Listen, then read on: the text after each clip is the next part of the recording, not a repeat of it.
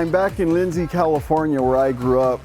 And as a kid, when I was 10, I got my first tattoo and started using drugs and alcohol. By the time I was 12, I had 4 tattoos and overdosed on fifth of Johnny Walker and some barbiturates, Reds. Today they would probably be called Xanax. And I remember growing up and thinking that I was doing something for my community. I thought because I partied with everybody and knew everybody that was it, you know, that was being part of the community. But I was part of like what people would see today now as the underground community. And so I also had Lindsay tattooed huge on my chest, as you see. And I thought that by applying a tattoo that big, that showed that I supported the community, that I was here to help the community. But in retrospect, as time went on and I spent a lot of my life incarcerated, overdosing on drugs, and doing things I regretted under the influence of drugs and alcohol, and being a part of a gang, subterranean culture. I realized later that I wasn't doing anything to help the community of Lindsay, in which I grew up in, or anybody in general, not even my family or myself. And I'm very glad that now you can look around and there's footage that I'm going to share with you of the McDermott Fieldhouse and the Aquatic Center where I'm at right now filming.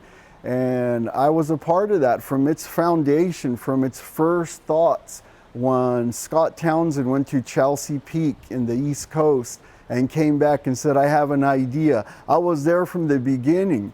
And it's funny because like after I got clean and sober off of drugs for so many years, and like about a couple of years after I removed Lindsay, the tattoo from my body, it was like I was given this opportunity to work with the city council and the city of Lindsay, and I was the founder of the Lindsay Fitness Center in the McDermott Fieldhouse, and got to go all over the US and buy the equipment and go to shows. And you know, and I was there when they brought it and shipped it in. And you know, when you look at this facility now and you look at the pool and you look at the inside of this place, the outside, the magnitude of the change, it was like, before that, the diameter of my knowledge was the circumference of my activity. So my knowledge was like this big because the circle of people I hung around with was like this big. So applying a tattoo and doing drugs and alcohol, yeah, that kind of told you about my knowledge. But from that, I started interacting with different people, doing different things, and I had mentors, teachers, coaches, pastors, friends that encouraged me, and I became a part of the McDermott Fieldhouse and the experience. And now the community of Lindsay and surrounding communities thrive off of it. Like children have arcades to go to, places to do basketball, soccer, boxing, swimming lessons, all the things that I wish that somebody could have put there for me. So the fact that I was part of building this for the community was a lot more satisfying than just tattooing on me Lindsay, or being able to say like, yeah, I won the Downing contest at the last house party in Lindsay.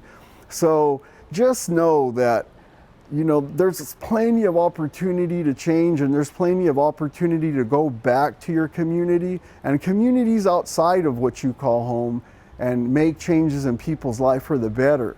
Change your life for the better. Me, I was just blessed. I can't believe the magnitude of the blessing that I received, and all the people that we help today. Because with these facilities, I mean, everything from heart disease, obesity, gangs, drugs, alcohol, substance use disorder, no self-esteem, it just goes on, that we're able to intervene and interrupt because there's something to do, and you're not dying of boredom to the point where you die emotionally and mentally and have to become a gang member or a drug addict. All right, everybody, thank you again.